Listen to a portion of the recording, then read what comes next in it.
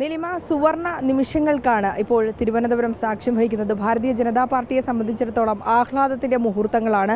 നഗരസഭയുടെ മുന്നിൽ തന്നെ നിരവധി പ്രവർത്തകരെ നമുക്ക് കാണാൻ സാധിക്കുന്നുണ്ട്. ചെണ്ടമേളം അടക്കമുള്ള കാര്യങ്ങളൊക്കെ ഇവിടെ തയ്യാറായി നിൽപ്പുണ്ട്. പ്രവർത്തകരായ നിരവധി പേർ ഈ ഒരു നിമിഷത്തിനായിട്ട് കാത്തുനിന്നതാണ്. ഈ തിരഞ്ഞെടുപ്പ് ഫലം വന്നതിന് ശേഷം നഗരസഭയിലേക്ക് മേയർ ആരായി എത്തുന്നുള്ള കൗതുകകരമായിട്ടുള്ള കാത്തിരിപ്പായിരുന്നു. ആ കാത്തിരിപ്പ് മുതലിൻ്റെ ദൃശ്യങ്ങളാണ് ഇന്ന് നമ്മൾ രാവിലെ മുതൽ കണ്ടത്. മേയറായി വി രാജേഷ് അധികാരമേറ്റു, ഔദ്യോഗികപരമായിട്ട് അധികാരമേറ്റു. ഇപ്പോൾ ഡെപ്യൂട്ടി മേയറായി ആ ഒരു തിരഞ്ഞെടുപ്പ് നടന്നിരിക്കുന്നത്. ഇപ്പോൾ അധികം വൈകാതെ തന്നെ ആ ഒരു ഫലം പുറത്തേക്ക് വരും. ആ ആഘോഷ നിമിഷങ്ങൾക്ക്, ആ ഇരട്ടി മധുരത്തിനായിട്ടുള്ള നിമിഷങ്ങൾക്കായിട്ട് പ്രവർത്തകരടക്കം കാത്തു നിൽക്കുകയാണ്. BJP പ്രവർത്തകരുടെ എല്ലാവരുടെയും മനസ്സ്, കണ്ണും കാതുമൊക്കെ നഗരസഭയിലേക്കാണ് എന്നാണ് നമുക്ക് മനസ്സിലാക്കാൻ കഴിയുന്നത്. നിരവധി പേരുണ്ട് ഇവിടെ ഇപ്പോഴും. ആഘോഷ നിമിഷങ്ങളിലേക്ക് കടക്കുന്നു എന്നാണ് നമുക്ക് മനസ്സിലാക്കാൻ സാധിക്കുന്നത്. നിരവധി പ്രവർത്തകരടക്കമുണ്ട് ആ ഒരു സന്തോഷ നിമിഷങ്ങളിൽ. എങ്ങനെ തോന്നുന്നു ഈ നിമിഷം? എങ്ങനെ തോന്നുന്നു? ഏറ്റവും സന്തോഷമുള്ള നിമിഷമാണ്.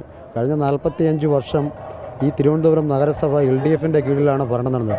ഇത് BJP കിട്ടിയ ഒരു അംഗീകാരമാണ്, BJP പ്രവർത്തകർ കിട്ടിയ അംഗീകാരമാണ്. ഇന്നത്തെ ദിവസം BJP പ്രവർത്തകർ ഏറ്റവും കൂടുതൽ സന്തോഷിക്കേണ്ട ദിവസം. ഇനി അനന്തപുരിയിൽ മാറ്റത്തിൻ്റെ, വികസനത്തിൻ്റെ നാളുകളാണ്. BJP സ്വപ്നം കണ്ടത് അത് ജനങ്ങളിലേക്ക് പ്രാവർത്തികമാക്കാൻ പോവുകയാണ്. തീർച്ചയായും വലിയ സന്തോഷത്തിലാണ് BJPയുടെ പ്രവർത്തകർ. ഇവിടെ മാത്രമല്ല, കേരളത്തിൽ മുഴുവനും നമ്മളെ BJP ഇഷ്ടപ്പെടുന്ന, നരേന്ദ്രമോദിയുടെ വികസനങ്ങൾ ഇഷ്ടപ്പെടുന്ന ജനതയ്ക്ക് വലിയ സന്തോഷം തരുന്ന ദിവസമാണ്. ഒരു ചരിത്ര മുഹൂർത്തത്തിനാണ് BJP തുടക്കം കുറിക്കുന്നത്. നീലിമ, അതാണ് ആ ചരിത്ര മുഹൂർത്തത്തിന് സാക്ഷ്യം വഹിക്കാനെത്തുന്നത്. ആഹ്ലാദത്തിൻ്റെ നിമിഷങ്ങളിലേക്ക് കടക്കുകയാണ്. ചെണ്ടമേളം അടക്കമുള്ള കാര്യങ്ങൾ ഇവിടെ ആരംഭിച്ചിട്ടുണ്ട് എന്നുള്ളതാണ്. ആ പ്രവർത്തകരൊക്കെ ഇവിടെ കൂടി നിൽക്കുന്നുണ്ട്. ആഘോഷങ്ങൾക്ക്, നിമിഷങ്ങൾക്ക് വേണ്ടിയിട്ട് കാത്തു നിൽക്കുന്നവരാണ്. ചെണ്ടമേളം ആരംഭിച്ചു കഴിഞ്ഞു. ആ കണ്ണും കാതുമൊക്കെ തിരുവനന്തപുരം നഗരസഭയിലേക്ക് എത്തുന്നതിനാണ്. അല്പസമയങ്ങൾ കഴിയുമ്പോൾ അല്പസമയത്തിനകം തന്നെ ഔദ്യോഗികമായിട്ട് ഡെപ്യൂട്ടി മേയറുടെ ഫലം എന്താണെന്നുള്ള ഔദ്യോഗികപരമായിട്ടുള്ള വീണ ഇപ്പോൾ തിരികെ എത്താം. പ്രജിത്ത് കൂടി ചേരുന്നുണ്ട്. പ്രജിത്ത്, ഇപ്പോൾ വോട്ടെണ്ണൽ ആരംഭിച്ചോ? എന്താണ് നിലവിൽ വരുന്ന വിവരം?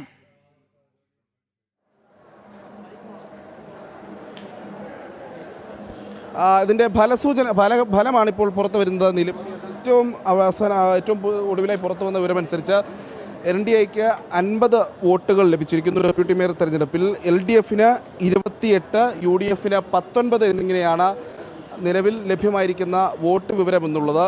അപ്പോൾ നേരത്തെ ഉണ്ടായിരുന്ന ഈ സ്വതന്ത്രമാരുടെ വോട്ട് കൃത്യമായി BJPക്ക് വേണ്ടിയിട്ടുണ്ടോ എന്നുള്ളൊരു കാര്യത്തിൽ സംശയമുണ്ട്. പക്ഷേ ഇപ്പോഴും 50 വോട്ടുകളുമായി ഡെപ്യൂട്ടി മേയർ തെരഞ്ഞെടുപ്പിൽ BJPയുടെ NDAയുടെ ആശാനാഥ് വിജയിച്ചിരിക്കുന്നു എന്നുള്ളതാണ് ഏറ്റവും പുതിയതായി പുറത്തു വരുന്ന വിവരം.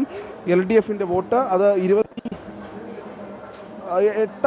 ഇപ്പോൾ നമുക്ക് ഔദ്യോഗികമായി ഇവിടെ നിന്ന് ലഭ്യമാകുന്ന വിവരം എന്നുള്ളത്. നേരത്തെ ലഭിച്ചിരുന്ന വോട്ടിൽ നിന്ന് കൃത്യമായി ഒരു കുറവ് LDFനുണ്ടായിരിക്കുന്നു. LDFന് ഒരു വോട്ട് കുറഞ്ഞിരിക്കുന്നു എന്നുള്ളതാണ്. എന്നാൽ UDFൻ്റെ ഇക്കുറി 19 വോട്ടുകളും UDFന് ലഭിച്ചിരിക്കുന്നു എന്നുള്ളതുമുണ്ട്. ഏതായാലും അങ്ങനെ ആശാനാഥ് ഔദ്യോഗികമായി തിരുവനന്തപുരത്തിന്റെ ഡെപ്യൂട്ടി മേയറായി തിരഞ്ഞെടുക്കപ്പെട്ടിരിക്കുന്നു. നമുക്കിപ്പോൾ ആ ദൃശ്യങ്ങളിൽ കാണാൻ കഴിയുമെന്ന് ഞാൻ കരുതുന്നു.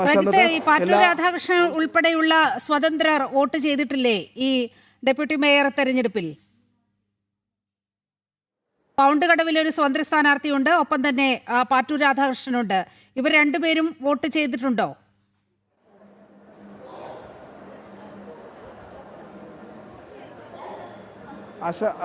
ഈ നീലിമ, അതിൽ അല്പസമയത്തുള്ള ഒരു വ്യക്തത വരുത്താൻ കഴിയുമെന്നുള്ളതാണ്. എന്തായാലും നിലവിൽ 50 വോട്ട് തന്നെയാണ്. കോർപ്പറേഷൻ ഹാളിൽ നിന്നും വലിയ സന്തോഷത്തിന്റെ നിമിഷങ്ങൾ പുറത്തു വരുന്നുണ്ട്. ആശാനാഥിനെ അഭിനന്ദിക്കുന്ന സാഹചര്യം ഉണ്ട്.